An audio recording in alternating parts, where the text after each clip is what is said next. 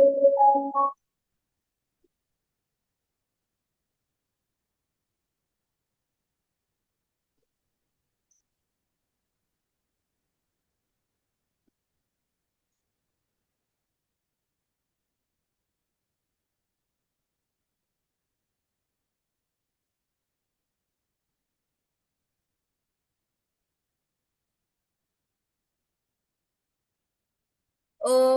तत्सत् अखण्डमण्डलाकारं व्याप्तं येन चराचरं तत्पदं दर्शितं येन तस्मै श्रीगुरुवे नमो।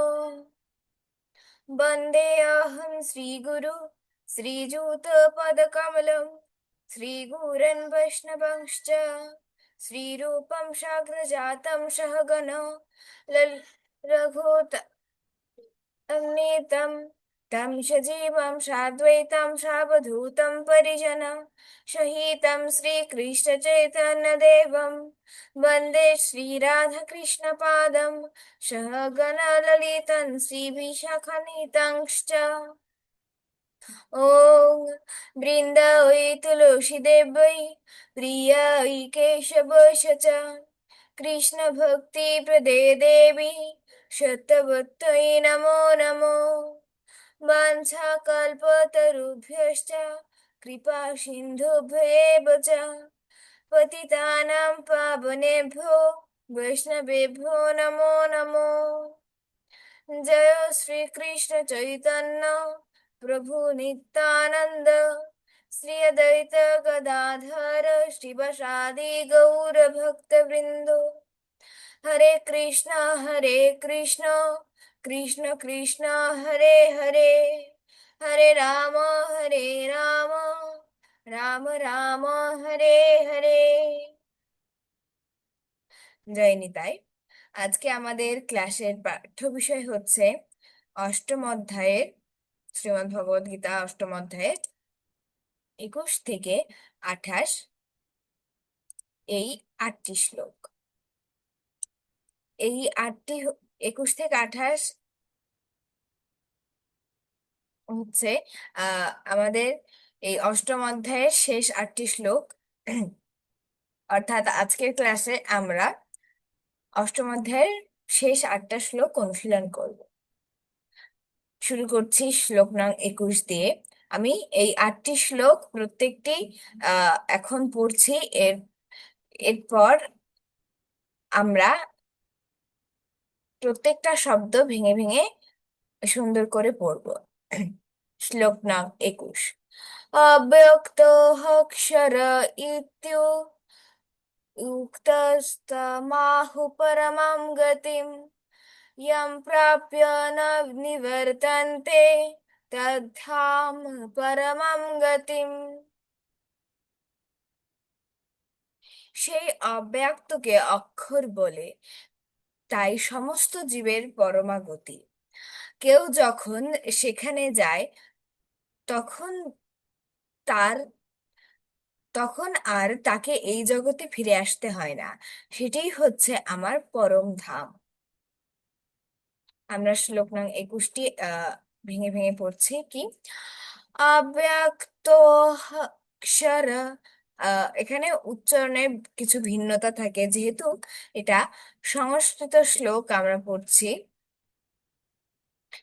তাহলে কি অব্যক্ত, হ্যাঁ, আমরা যেখানে অন্তস্থ জফলা থাকছে, জফলাগুলো ওয়ের মতো উচ্চারণ হবে। আর পাশে ইত্য,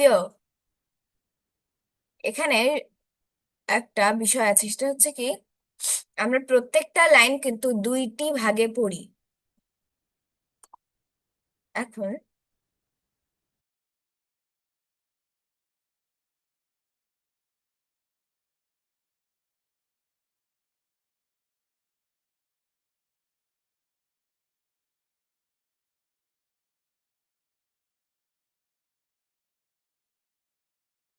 জয় নিতাই। দুইটি ভাগে পড়লে সু- সুরটা আমরা ঠিক রেখে পড়তে পারি।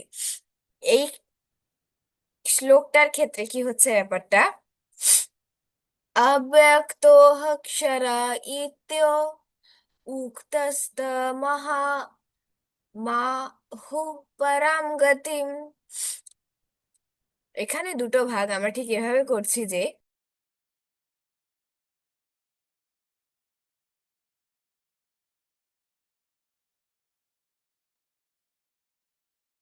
কি হচ্ছে, প্রথমে অব্যক্তাক্ষর ইত্য,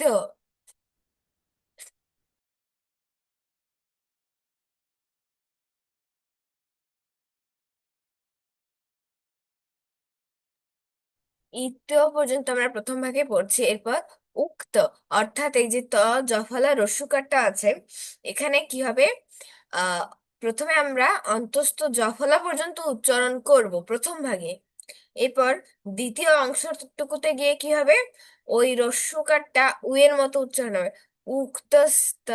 হ্যাঁ, ওইটা পরের ভাগে চলে যাবে। কেমন, পড়ি আবার শুরু থেকে। অব্যক্ত অক্ষরা ইত্য উক্তস্তমাহু পরাম গতিম।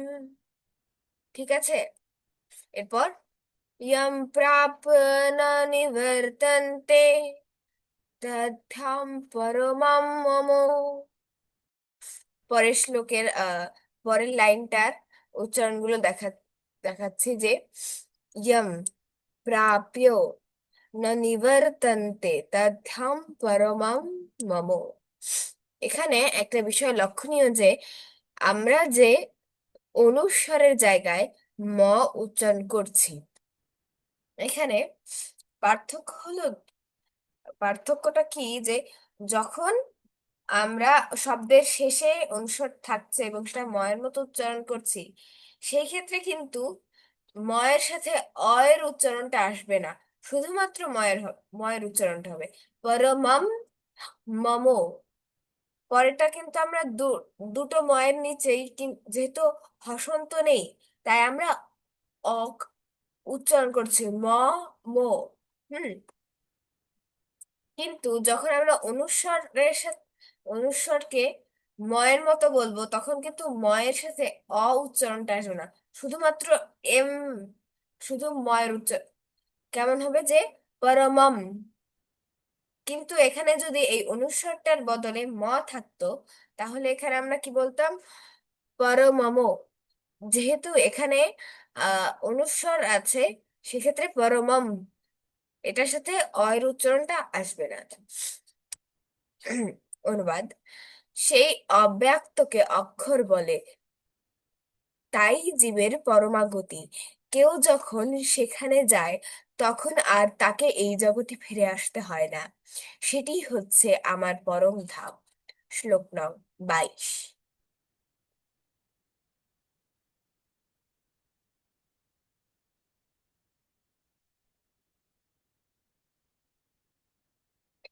পুরুষ স পরো পার্থ ভক্ত্যা লভস্তনন্যয়া यस्यान्तस्थानि भूतानि येन सर्वमिदं ततम्। হে পার্থ, সর্বশ্রেষ্ঠ পরমেশ্বর ভগবানকে অনন্য ভক্তির মাধ্যমে কেবল লাভ করা যায়। তিনি যদিও তার ধামে নিত্য বিরাজমান, তবুও সর্বব্যাপ্ত এবং সবকিছু তার মধ্যেই অবস্থিত।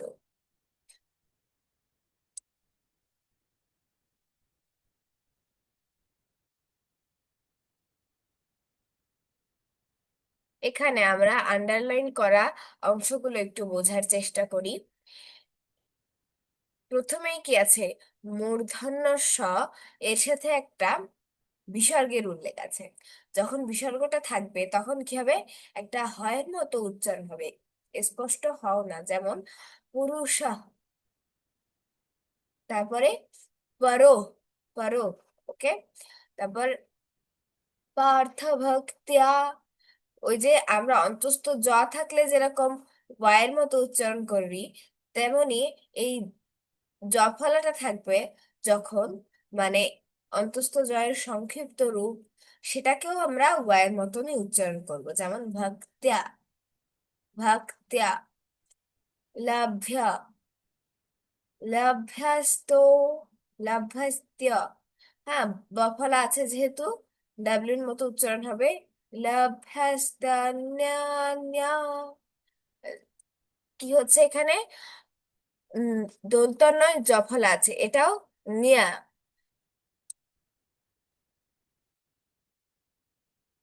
উচ্চারণটা ঠিক এরকম হবে। নান, স্তোয়া, নানিয়া। ঠিক আছে। NYA, এই তিনটা একসাথে উচ্চারণ করলে যেমন হবে নিয়া। ঠিক আছে। পরের লাইনে আসি। ইয়াসান্ত স্থানি ভূতানি ইয়ান সর্বমিদং ততম। ঠিক আছে। এরপর শ্লোক নং 23। यत्र काले त्वनावृत्तिम् आवृत्तिं चैव योगिनः प्रयता यान्ति तं कालं বক্ষ্যামি ভরতর্ষভ। এখানে यत्र কালে ত্বনা বৃত্তিম, এই যে লাইনের যে দুটো ভাগ করতে হয়, কারণ আমরা কি করছি, প্রথমে পড়ছি यत्र কালে ত্বনা বৃত্তিম, মানে ময়ের সাথে যে আকার সেটা প্রথম ভাগে উচ্চারণ করছি না, পরের ভাগে কি করছি, আবৃত্তিম চৈব যোগিনঃ। ঠিক আছে। আবৃত্তিম চৈব যোগিনঃ, থেকে শুরু করছি, যেহেতু আমরা এই যে আকারটা এটা আগে উচ্চারণ করিনি প্রথম ভাগে, পরের ভাগে এসে কি করছি, আবৃত্তিম চৈব যোগিনঃ। এখানে দুটো ভাগ করা হয় সুরটা ঠিক রাখার জন্য। কি করছি এখানে আমরা, यत्रो काले त्वनावृत्तिम् आवृत्तिं चैव योगिनः। পরের লাইনে আসি। প্রয়তা यान्ति तं কালম। यान्ति অন্তস্থ যখন থাকছে। এরপর বক্ষ্যামি, এই যে ক যোগ মূর্ধন্য ষ, এই যে যুক্ত বর্ণটা, এটা কি হচ্ছে, ক যোগ মূর্ধন্য ষ। অর্থাৎ এখানে আমাদের ক এবং মূর্ধন্য ষ এই দুইটার উচ্চারণ করতে হবে। বক্ষ্যামি, বক্ষ্যামি। ক আসছে, মূর্ধন্য ষ আসছে, দুটো আমাদের উচ্চারণ করতে হবে। সাধারণ বাংলা এটাকে আমরা ক্ষয়ের মতো উচ্চারণ করলেও যখন আমরা সংস্কৃত শ্লোক পড়ছি তখন ক মূর্ধন্য ষ দুটোর উচ্চারণই রাখতে হবে। বক্ষ্যামি ভরতর্ষভ। হে ভারত শ্রেষ্ঠ, যে কালে মৃত্যু হলে যোগীরা এই জগতে ফিরে আসেন অথবা ফিরে আসেন না, সেই কালের কথা আমি তোমাকে বলবো। পরবর্তী শ্লোক, শ্লোক নং 24। অগ্নির্জ্যোতির শুক্লাः ষণ্মাসায় উত্তরায়ণम् तत्र प्रयाता गच्छन्ति ब्रह्म ब्रह्मविदो जना। এখানে অগ্নির, অগ্নির্জ্যোতির অহং শুক্লা, এখানে সুর ঠিক রাখার জন্য আমরা দুটি কাজ করছি। কি করছি, যে অগ্নির্জ্যোতির, অগ্নির্জ্যোতির র, র পর্যন্ত উচ্চারণ করছি, জ্যোতির। এই ক্ষেত্রে কিন্তু র এর সাথে র, অয়ের উচ্চারণটা আসছে না। তাহলে অয়ের উচ্চারণটা করতে হবে, কারণ এখানে হসন্ত নেই। অয়ের উচ্চারণটা আমরা পরে গিয়ে করছি কি, আহ শুক্ল। কেমন হচ্ছে জিনিসটা, অগ্নির জ্যোতির, অগ্নির জ্যোতির অহো শুক্ল ষণ্মাসা উত্তরায়ণম। পরের লাইনে আসি। तत्र प्रयता गच्छन्ति ব্রহ্ম ব্রহ্মবিদো जना। এই যে ব্রহ্ম শব্দটি, এখানে কিন্তু এই যুক্ত বর্ণটা কি, হ যোগ ম। সেক্ষেত্রে হ এবং ময়ের উচ্চারণ আমাদের করতে হবে কি, ব্রহ্ম। ঠিক আছে। অনুবাদ। ব্রহ্মবিদ পুরুষগণ অগ্নি জ্যোতির শুভ দিন শুক্লপক্ষে ও 6 মাস উত্তরায়ণ কালে দেহ ত্যাগ করলে ব্রহ্ম লাভ করেন। শ্লোক নং 25। ধূমো রাত্রিস্তথা কৃষ্ণ ষণ্মাসা দক্ষিণায়নম তত্র চান্দ্রম असंयो ज्योतिर्योगी প্রাপ্য নিবর্ততে। খেয়াল করে শুনলে বুঝতে পারবেন, এই যে দ্বিতীয় লাইনে এসেও কিন্তু আমরা পূর্বের শ্লোকের মতনই করেছি, যে প্রথমে বর্ণটা উচ্চারণ হচ্ছে, এর পরের ভাগে গিয়ে আমরা ওটার সাথে যে অয়ের উচ্চারণটা করতে হবে সেটা করছি। যেমন তত্র চান্দ্রম সম জ্যোতি। ঠিক আছে, এই ক্ষেত্রে আরো একটা জিনিস করছি, সেটা হলো কি যতের, যতের পর্যন্ত মানে কি এই যে রেফের উচ্চারণটা আমরা আগের অংশটুকুতে করছি, এবং পরে যে যোগী শব্দটা আছে সেটা আমরা পরের অংশ করছি। কেমন? তত্র চান্দ্রম অসময়ো জ্যোতির যোগী প্রাপ্য নিবর্ততে। আশা করি বুঝতে পেরেছেন। আমার প্রথম লাইনটা আরেকবার দেখি। ধূমো রাত্রিস্তথা কৃষ্ণ কৃষ্ণ শমনা সম সন্মাসা। খেয়াল করে শুনবেন শব্দটা কি হচ্ছে, সন্মাসা দক্ষিণায়নম। মফলার উচ্চারণটা আমরা সাধারণ বাংলায় না করলেও কি হচ্ছে, সংস্কৃত শ্লোকের ক্ষেত্রে কিন্তু ম ফলার উচ্চারণটা করছি। আমি আবার পড়ছি শ্লোকটা। ধূমো রাত্রিস্তথা কৃষ্ণ সন্মাসা দক্ষিণায়নম তত্র চান্দ্রম असम ज्योतिर्योगी প্রাপ্য নিবর্ততে। অনুবাদ। ধূম রাত্রি কৃষ্ণপক্ষ অথবা দক্ষিণায়নের 6 মাস কালে দেহ ত্যাগ করে যোগী চন্দ্রলোকে গমন পূর্বক সুখ ভোগ করার পর পুনরায় মর্ত্যলোকে প্রত্যাবর্তন করে। শ্লোক নং 26। শুক্ল কৃষ্ণে গতি হ্যেতে यग जगतो शाश्वते मते एकया यातना यात्यन् वृत्त्यं न यावर्तते पुनो। আমরা এই যে শব্দটা, এটা আমরা একটু ভেঙে ভেঙে পড়ছি। কি একয়া यातन বৃত্তিম অন্যয়াবর্ততে পুনঃ। খেয়াল করে শুনে বুঝতে পারবেন। একয়া यातन বৃত্তিম অন্য অন্যয়াবর্ততে পুনঃ। জিনিসটা কি হচ্ছে যে একয়া यातन বৃত্তিম এই পর্যন্ত আমরা প্রথম ভাগে পড়ছি। এবার ময়ের সাথে যে অয়ের উচ্চারণটা আসছে সেটা আমরা পরের ভাগে পড়ছি। কেমন হচ্ছে, অন্যায়াবর্ততে পুনঃ। ঠিক আছে, একয়ায়াতন বৃত্তিম একয়ায়াতনো বৃত্তিম অন্যায়াবর্ততে পুনঃ।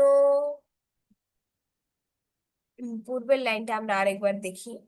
শুক্ল কৃষ্ণে গতি হ্যেতে জগতো শাশ্বতে মতে একয়া यातनो বৃত্তিম অন্যয়াবর্ততে পুনঃ।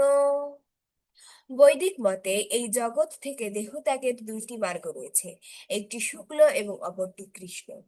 শুক্ল মার্গে দেহত্যাগ করলে তাকে ফিরে আসতে হয় না, কিন্তু কৃষ্ণ মার্গে দেহত্যাগ করলে ফিরে আসতে হয়। শ্লোক নং 27। नैति स्मृति पार्थ जानन् योगी मुह्यति कश्चन तस्मत् सर्वेषु कालेषु योगयुक्त भवर्जुन। এখানে কি হচ্ছে, তসমাৎ। তসমাৎ এই যে বলেছিলাম যে মফলার উচ্চারণটা কিন্তু সংস্কৃত শ্লোক যখন পড়ছি তখন করতে হবে। তসমাৎ সর্বেষু সার্ভেষু, এখানে দন্তস এবং মূর্ধন্য স এই দুটির উচ্চারণের পার্থক্য বুঝতে হবে। সার্ভেষু, সা সা সার্ভেষু প্রথমে কি আমরা এস এর মতো উচ্চারণ করছি, প্রথমে হচ্ছে এস এর মতো, এবং পরে যে মূর্ধন্য স ওটা কিন্তু এস এইচ এর মতো উচ্চারণ হবে।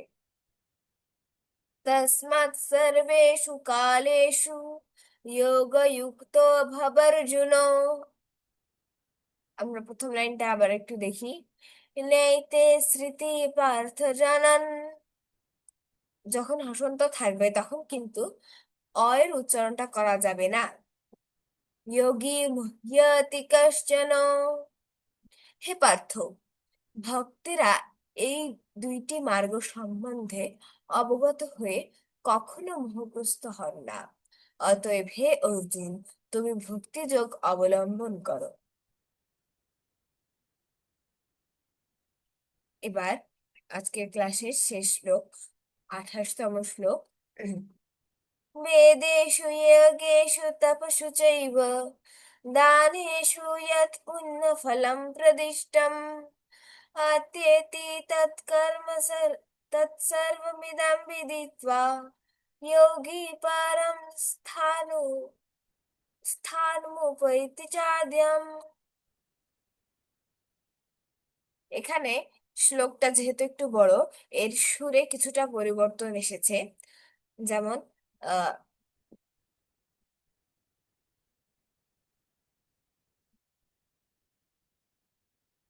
এখানে শ্লোকটা কিন্তু 4 লাইনের। এখানে সেক্ষেত্রে আমাদের উচ্চারণে কিছু আমাদের সুর কিছুটা পরিবর্তন আসবে। আমি উচ্চারণগুলো একটু দেখিয়ে দিচ্ছি। বেদেষু যজ্ঞেষু, এখানে যজ্ঞেষু তপস্যু চৈব দানেষু যৎ পুণ্যফলম প্রদিষ্টম আত্তেতি তৎসর্বমিদং বিদিত্বা। এখানে কি হচ্ছে, ত বফলা থাকার কারণে ডাব্লিউর মতো উচ্চারণ হবে। এরপর যোগী পরম স্থানমুপৈতি চাদ্যম। এখানে দয়ের সাথে অন্তস্থ জফলা যে আছে, জফলাটা থাকলে ওয়ের মতো উচ্চারণ হবে। আর এই যে শেষে ময়ের নিচে হসন্ত আছে, হসন্ত থাকলে কিন্তু তখন কি হবে, অয়ের উচ্চারণটা হবে না। শ্লোকটা আমি আরেকবার পড়ছি। বেদেষু যজ্ঞেষু তপসু চৈব দানেষু যৎ পুণ্যফলম প্রদিষ্টম আত্যেতি तं सर्वमिदं विदित्वा योगी परं স্থানমুপৈতি চাদ্যম। ভক্তিযোগ অবলম্বন করলে তুমি কোনো ফলেই বঞ্চিত হবে না। বেদ পাঠ, যজ্ঞ অনুষ্ঠান, তপস্যা, দান আদি যত প্রকার জ্ঞান ও কর্ম আছে, সেই সমুদয়ের যে ফল তা তুমি ভক্তিযোগ দ্বারা লাভ করে আদি ও পরম ধাম প্রাপ্ত হও। এই ছিল আজকে আমাদের অনুশীলনের শ্লোকগুলো। আহ